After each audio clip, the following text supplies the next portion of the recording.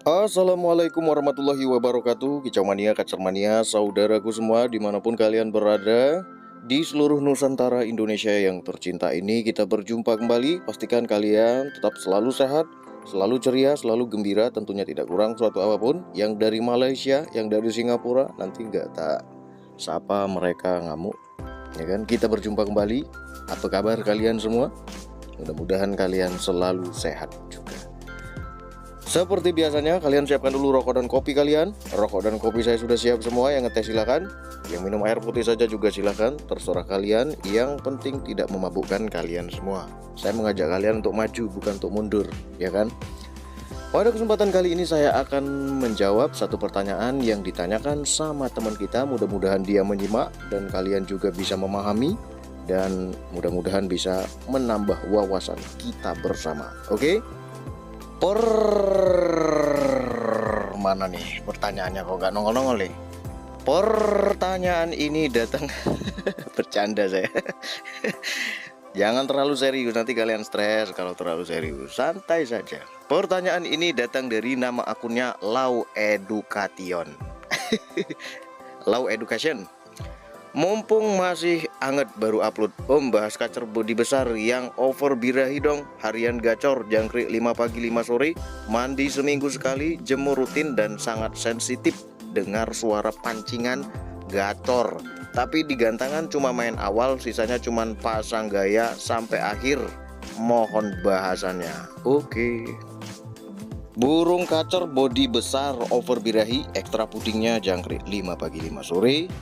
Mandinya seminggu sekali, jemurnya rutin. Kemudian kalau dipancing suara kacer, dia sensitif gacor. Kalau digantang melempem. Yang saya ingin tanyakan adalah, dari mana taunya kalau burung kacernya itu over birahi? Tahu dari mana coba? Ayo. Tebak-tebakan, prasangka, atau cuman feeling saja? Ayo, gimana nih Mas Lau Education? Coba dari mana menyimpulkan kalau burung kacernya itu over birahi? Ayo gimana Mas Lau Education? Jangan cuma cengar-cengir saja. Burung kacer bodi besar itu rata-rata paling sulit untuk mendapatkan birahinya. Kalau burung kacer bodi kecil rata-rata paling gampang untuk mendapatkan birahinya. Kalau emosinya tinggi, birahinya minim, gak maksimal tuh kacer mainnya. Kalaupun birahinya tinggi, emosinya juga minim, maka tentu tidak akan maksimal tuh kacer. Ada yang cuman kaceran saja, ada yang cuman pasang gaya saja, ya kan? Ada yang jeda-jeda, ada yang dia itu monoton. Jadi birahi dan emosi keduanya harus seiring sejalan. Kemudian harus ditambah dengan yang namanya energi supaya durasi tarungnya bisa terjaga. Kan seperti itu? Saya berikan contoh sederhana tentang bodi besar, bodi kecil supaya pemahaman kalian itu semakin luas dan mata batin kalian itu bisa terbuka. Bodi besar, bodi kecil, kalian pasti nggak asing dengan yang namanya ayam kampung. Ayam kampung ini bodinya kecil kan? Tapi kecil-kecil itu banyak sekali ayam kampung yang sudah bisa berkokok. Kadang dia itu sudah bisa ngawini, ngeter-ngeter. Berbeda dengan ayam bangkok. Ayam bangkok bodinya besar atau kecil. Ini yang sudah biasa pelihara ayam bangkok mesti ketawa-ketawa nih.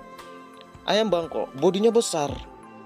Kalau usianya belum mapan, ini ayam bangkok ini susah untuk berkokok, susah untuk ngawini. Kan seperti itu, ya kan? Nah, burung kenari. Kenari itu ada yang besar, ada yang kecil, ya kan? Yorkshire dan Loper. Kalau diadu mana yang paling cepat, kalau dia itu di breeding atau diternak, maka kenari lover lah sang juaranya. Mesti akan cepat beranak pinak dibandingkan dengan kenari yang bodinya besar. Nah, sampai sini silahkan kalian kembangkan masalah bodi besar, bodi kecil. Kalian perhatiin tuh kalau main-main ke kios burung, ya kan? Lihat parkit yang besar, parkit yang kecil, kenari yang besar, kenari yang kecil, murai batu yang bodinya besar, bodinya kecil. Kalian pahami, kalian selami, nanti kalian akan lebih asik lah kalau melihara burung ini, ya kan? Kita lanjut lagi. Jadi setahu saya kalau burung kacer bodi besar itu akan sulit dia mengalami over birahi. Kalaupun dia mengalami over birahi tentu sudah memakan waktu yang lama, alias perawatan yang membuat dia over birahi itu sudah berjalan lama sehingga dia mengalami over birahi. Kita kembali ke pertanyaannya Maslow Education ini. Kalau saya sih memandangnya, burung kacer Maslow Education ini bukan mengalami over birahi, tetapi mengalami over emosi. Dari mana Mas menganalisanya? Oke, kita baca satu persatu ya. Yang pertama, burung kacernya itu body besar. Ini harus body besar ya. Bodinya besar, sudah saya katakan tadi, burung kacer body besar itu susah untuk mendapatkan birahi. Kemudian yang kedua, mandinya seminggu sekali. Oke. Yang ketiga, penjemuran rutin. Mandi dekat dengan yang namanya birahi, ya kan? Ini jarang dikasih. Penjemuran dekat dengan yang namanya emosi. Ini yang rutin dikasih. Nah, kemudian tingkah lakunya nih. Tingkah lakunya sangat sensitif dengar suara pancingan gacor. Nah, ditambah lagi kalau digantang dia itu cuman main di awal saja, sisanya pasang gaya. Ini menandakan kalau birahinya kurang. Nah, kalau Maslow Education kurang yakin kalau burung kacernya itu mengalami over emosi, saya nggak yakin nih apa yang diomongin sama Om DR Kacer. Masa burung kacer saya over emosi? Ini over birahi. Maka silakan saja tes sendiri. Bagaimana caranya? Tingkatkan penjemurannya. Kalau penjemurannya rutin cuma setengah jam, naikkan penjemurannya jadi sejam. Kemudian pemandiannya, kalau diberikan seminggu sekali, sekalian gak usah dikasih mandi. Kalau dia makin parah, berarti benerlah analisa saya. Karena penjemuran itu bisa meningkatkan emosi. Kalau burung kacer kita sudah mengalami over emosi, kita tambah lagi dengan penjemuran, maka dia akan semakin parah. Bisa-bisa burung kacer kita mengalami yang namanya akrobat alias salto. Silakan cek saja. Ya sebaiknya sih dites dulu biar kita bisa belajar. Ya kan, kalau kita sudah merasakan biasanya gampang untuk paham. Tapi kalau kita belum merasakan, sudah pindah rawatan, maka kita nggak akan paham. Ya kan, kalau dia sudah menunjukkan gejala nggak beres, maka silahkan balik saja rawatan untuk memperbaikinya. Kalau jangkriknya itu 5 pagi 5 sore, silahkan kurangi saja, buat 2 pagi 2 sore saja. Kemudian untuk penjemurannya dihilangkan terlebih dahulu, berikan pemandian yang rutin. Jadi istilahnya dibalik. Kalau tadi itu diberikan penjemuran yang rutin, ini kita ganti dengan pemandian yang rutin. Supaya apa? Supaya emosinya menurun, birahinya bisa dia dapatkan. Nanti dicek perubahannya seperti apa. Kalau burung kacer ini memang bodinya besar, mudah-mudahan berhasil. Tapi kalau dia mengalami obesitas, berarti kita ketipu, ya kan?